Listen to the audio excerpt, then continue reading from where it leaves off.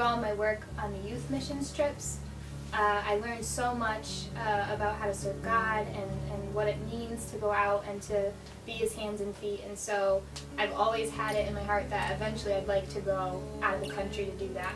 And then so when this presented itself, I just felt like it was the opportunity that God kind of put in our lives for us to be able to do that. Through it all, He seemed to be telling us that this was going to happen and that we were going to be able to have this opportunity, and I figured that this opportunity doesn't come around every day, so it was a good time to just seize that call to go. I like living where I'm dependent 100% on God. And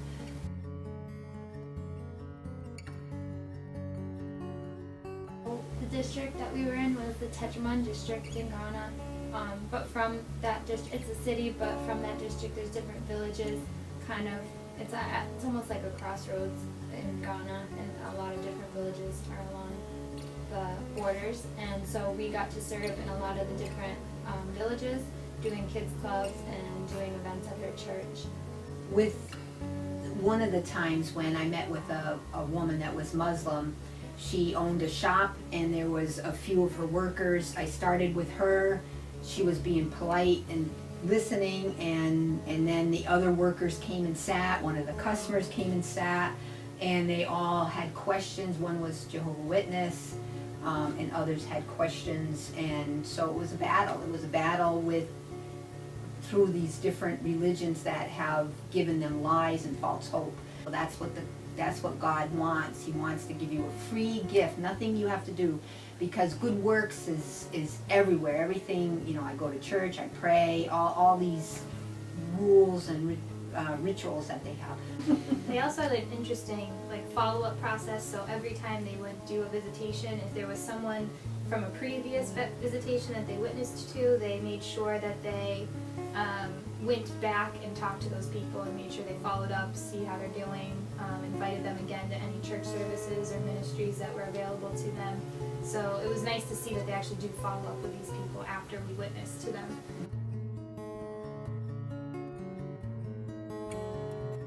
We sat and taught Sunday school in a room with a dirt floor. We had our puppets and candy, and kids came to know the Lord. So God doesn't need anything spectacular to work in people's lives. He just needs people who are willing to serve and to do His work. So that was something I definitely took away from the trip. We learned a lot.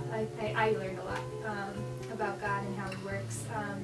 I think just seeing the Steve Lante's ministry and how it's grown and the ways that it's grown, all of his stories about how they've, been able to plant these different churches in all these different areas, how they got the land to do that, all the details of doing it. You just see how much God was working through the whole thing. And I think I just learned that the more room you allow God in your life and the more you rely on God, the more He'll show up and the more you'll be able to see Him. If the less fear you have, the bigger God is to you, and there's really nothing to be afraid of, ever. And God will just take care of it and just challenge you to do more.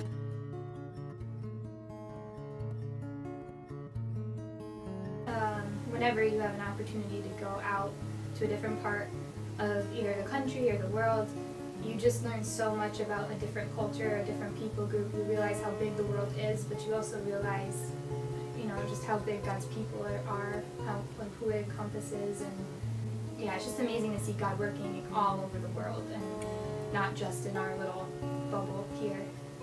Stretching, going out, seeing people, challenging yourself, and the joy of seeing people. I saw more people come to know the Lord in 2 weeks than I have, I want to say, in my lifetime, outside of going before.